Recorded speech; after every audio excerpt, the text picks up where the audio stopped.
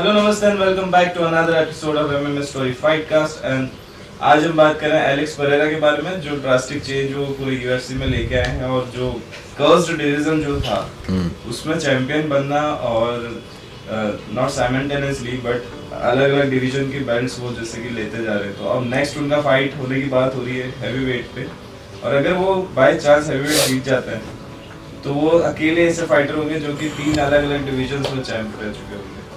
क्या लगता है आगे किसके साथ उनकी फाइट होने वाली है? यार अभी तो मतलब जिस हिसाब से वो लड़ रहे हैं, कोई भी फाइटर आ जाएगा वो उसको फिनिश कर देंगे। जॉन जोन्स को भी नहीं।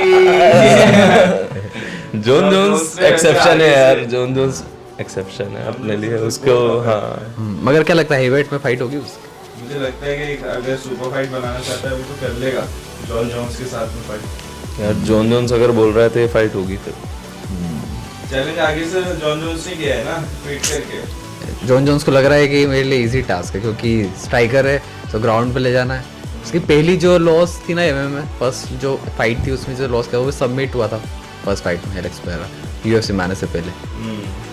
हाँ तो बिल्कुल, मतलब अगर आपकी रेसलिंग इतनी अच्छी होगी तो आप यही सोचोगे कि हाँ ठीक है एलेक्स को ग्राउंड पे ले जाकर खत्म। और जिस हिसाब से जॉन जोन्स ने गान को हराया था, सीरियल गान को ग्राउंड पर एक टेकडाउन और उसके बाद ultimate domination. Ultimate domination first round में ही उसको हरा दिया था, जबकि उसकी किक बॉक्सिंग शायद इससे भी अच्छी होगी। जॉन जोन्स के सामने आते से वो खैर ठीक है ये फाइट एलेक्स पेरेरा के बारे में है, बट हाँ ठीक है काफी अच्छे नॉकआउट्स देख रहे हैं यार एलेक्स पेरेरा, मतलब बहुत ही ज्यादा अनस्टॉपेबल दिख रहे हैं अभी। पर अब क्या लगता है पहले एंकलाव से लड़ेगा या फिर जॉन जोन्स को चैलेंज एक्सेप्ट करेगा? मेरे हिसाब से तो एनक्लेव से लड़ना चाहिए, वो रियल फाइट है। उसमें चैलेंज भी है कि हाँ यार कौन जीतेगा क्या होगा पता नहीं है अभी। चैलेंजिंग फाइट है, चैलेंजिंग फाइट है, वो भी स्ट्राइकर है, सिवे की लॉस है, वो भी सबमिट हुआ है, वो भी गलती से सबमिट हुआ है पॉल क्रेग के द्वारा। उसके अलावा कंसिस्टेंटली अच्छी परफॉर्मेंस दी उसने। अच्छा दोनों मतलब सेम तरीके से आ रहे हैं ऐसा? हाँ मुझे मगर इसमें डिफरेंस ये है कि इसकी किक बॉक्सिंग अच्छी प्लस की रेसलिंग भी अच्छी है, मतलब एनक्लेव की ग्राउंड पे भी अच्छा मारता है। और एलेक्स पेरेरा का भी देखा ही नहीं अपने ग्राउंड रशियन फाइटर है, ग्राउंड पे देखा क्या एक बार भी? आज तक कुछ नहीं हुआ ना, मगर उसका टेक डाउन डिफेंस अच्छा है क्योंकि अब तक कोई टेक डाउन भी नहीं कर पाया इसका मतलब। हाँ। और वो मुझे लगता है कि ठीक है एनक्लेव नहीं तो फिर अगर जॉन जोन्स को ये फाइट मिलती है तो फिर ये पॉसिबल है। हाँ वो पहले राउंड में हम लोग को ग्राउंड गेम दिख जाएगा एलेक्स पेरेरा का कि क्या ग्राउंड गेम है उनका और क्या टेक डाउन डिफेंस है। पर यार मानना पड़ेगा सिंगल बंदे ने पूरा डिवीजन समझ लो, जो उसने वो रिवेंज भी जो लिया है दशहरा के लिए, वो जर्नी बड़ी मतलब गजब लगती देख के कि यार वो तो मेरी भी सिंपैथी है यार। पहले यान ब्लाहोविच को हराया, उसके बाद फिर प्रोहास्का को हराया, अभी जमा हिल को हराया।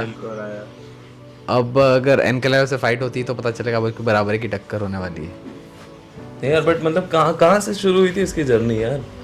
किक बॉक्सिंग से। किक बॉक्सिंग उसके पहले एक्चुअली क्या था ये मतलब वो ब्रिक्स जमाने का काम करता था कंस्ट्रक्शन के अंदर। फिर ये ना एक वर्कशॉप के अंदर टायर का कुछ काम करता था, तो क्या हुआ इसकी ड्रिंकिंग की बहुत आदत लगी, एल्कोहलिक हो गया था।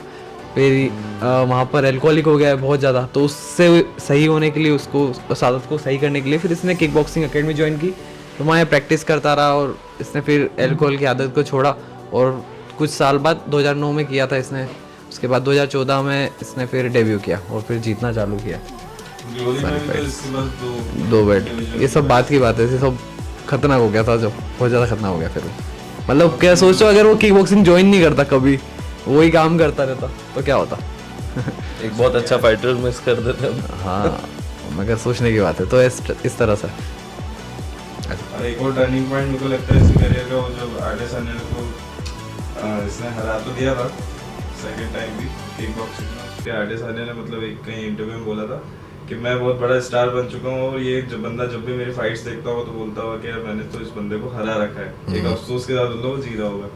तो उसी को लेके फिर एलेक्स पेरेरा ने मतलब एमएमए के लिए तैयारी करी और मोटिवेट हुआ एंटर करने के लिए उसने किक बॉक्सिंग से इधर शिफ्ट किया एमएमए की तरफ। मतलब एक दूसरे से कितनी बार टोटल 4 बार लड़ चुके हैं ना। 2 बार तो ग्लोरी में लड़े थे जिसमें दोनों बार आर्टिस्ट अनिल को उसने हरा दिया, और फिर 2 बार लड़े हैं यूएफसी में जिसमें एक बार एडेसानिया को इसने हराया और एक बार एडेसानिया ने इसको हरा दिया एलेक्स पेरेरा को। एलेक्स ने तो ये भी बहुत ही डिफरेंट सी राइवलरी मतलब, और एक बहुत लास्ट लंबी चैप्टर rivalry लिखना भी इसका फिर भी बाकी है, जो कि अभी शायद एमएमए का ही लिखा जाएगा, क्योंकि एमएमए 1-1 है ना, किक बॉक्सिंग में तो चलो 2-0 तो फर्क नहीं पड़ता उसको। एमएमए में 1-1 है और फाइट बहुत एडेसानिया ने बहुत अच्छी लड़ी, उसमें भी उसको रॉक तो कर दिया था उसने सेकंड वाले में, मगर फिर भी वो जीत एडेसानिया जीत गया, अच्छा परफॉर्म किया था उसने फाइट में।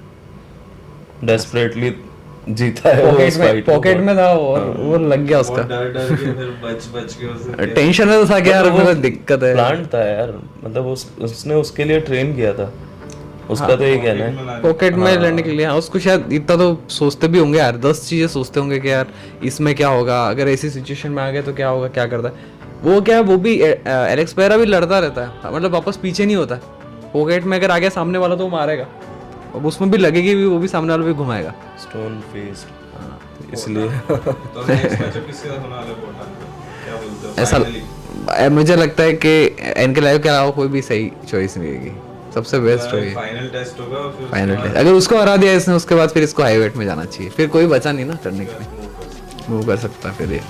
फिर जॉन जोन्स के साथ हो जाएगी सुपर फाइट तो मजा, मगर एनकेलेव को हराए बिना मजेदार नहीं है, क्योंकि एनकेलेव से पता चलेगा कि इसकी स्ट्राइकिंग कितनी बेहतर है, वैसे तो बहुत बेहतर है, कितनी ज्यादा बेहतर है, और क्या है कि टेक डाउन डिफेंस कर सकता है कि नहीं। टेस्टिंग पॉइंट होगा मतलब उसका एनकेलेव जॉन जोन्स की मेरे फाइट ख्याल के से लिए, तो। मतलब हाँ बिल्कुल हो सकता है, मगर क्या वो तो अभी से लड़ना चाह रहा है, वो यही सोच रहा है ना जॉन जोन्स कि ये बहुत इजी है इसको हराना इजी फाइट है उसके लिए, हैवी इजी फाइट है, क्योंकि अगर वो इसको क्योंकि अगर हेवीवेट पे आता है उसको टाइम लगेगा अभी मसल मास को रिटेन करने में, और फिर वो ऑलरेडी हेवीवेट है। 6-8 महीने की बात है ये तो, पता नहीं हाँ भाई इतना जल्दी वो शिफ्ट नहीं कर सकते। वो तो साल भर, अब वो ऐसा है कि कोई एक फाइट तो भी उसके पहले होना ही है लाइट वेट में, उसके बाद ही वो उसको फाइट। जल्दी फाइट्स करनी है ना, इसलिए मतलब करना ही पड़ेगी वो फाइट्स तो। हाँ क्या जॉन जोन्स को तो करना ही है, हाँ मतलब मुझे लगता है ईयर एंड तक ये फाइट हो जाएगी प्लान। मगर मुझे लगता है कि ना जॉन जोन्स पहले टॉम एस्पिनोल से लड़ना चाहिए उसको, जो ग्राउंड पे तो अच्छा यही है। कहता है But क्योंकि वो उसको मिल जाएगा ना, अभी कितना साल हो गया उसकी आखिरी फाइट, 1 साल होने आ गया ना उसका गान के साथ जो फाइट थी, उसके बाद लड़ा ही नहीं फिर वो। अब मेरे ख्याल से आखिरी फाइट चाह रहा वो लड़ना, और पूरा रिटायर हो जाऊंगा मैं, बस अब हो गया उसका, हो गया उसका भी टाइम। ट्रेनिंग देता है ना वो अकेडमी वगैरह खोलती हाँ वो तो करता है, पार्ट टाइम देता हाँ उसमें दिखाता है, उसके शॉर्ट्स वगैरह आते हैं उसमें दिखाता है। सो गाइस ये थी हमारी वीडियो एलेक्स परेरा को लेके, और उनकी जर्नी को हमने थोड़ा सा और क्लोजली जाना, उनके बारे में और जाना, उनकी फाइट्स, नेक्स्ट पॉसिबल मैचअप्स क्या है उनके लिए यूएफसी के अंदर, और उनके जो कुछ रिकॉर्ड्स हैं जो कि अनब्रेकेबल है, और जिस तरह से वो अनस्टॉपेबल तरीके से आगे बढ़ते जा रहे हैं, डिवीजन क्लियर करते जा रहे हैं और रिवेंज लेते जा रहे हैं एलेक्स परेरा तशेरा के लिए। तो ये सब जान के मतलब और इंटरेस्टिंग बातें हमको बता दी, और ऐसे ही और ज़्यादा इंटरेस्टिंग कंटेंट के लिए हमें फॉलो कर लीजिएगा, हमें सब्सक्राइब कर लीजिएगा, और कमेंट करके ज़रूर बताना कि एलेक्स परेरा नेक्स्ट किससे फाइट करने वाला है। सो आज के लिए इतना ही।